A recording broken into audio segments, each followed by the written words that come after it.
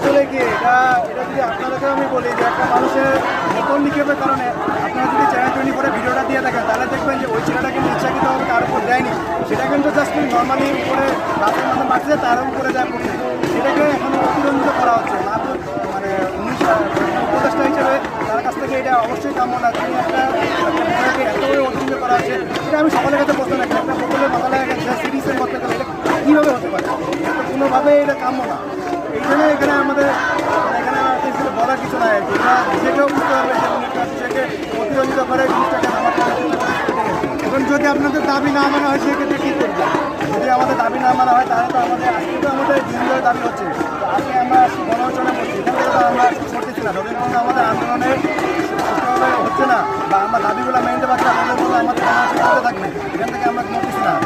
আমরা কি এর থেকে কঠিন পদক্ষেপ নেবেন? এটা আমাদের প্রশাসনের পক্ষ থেকে আসবে, যদি আজকের মধ্যে না হয় তাহলে আরও কঠোর পদক্ষেপ আমরা নিতে বাধ্য হব।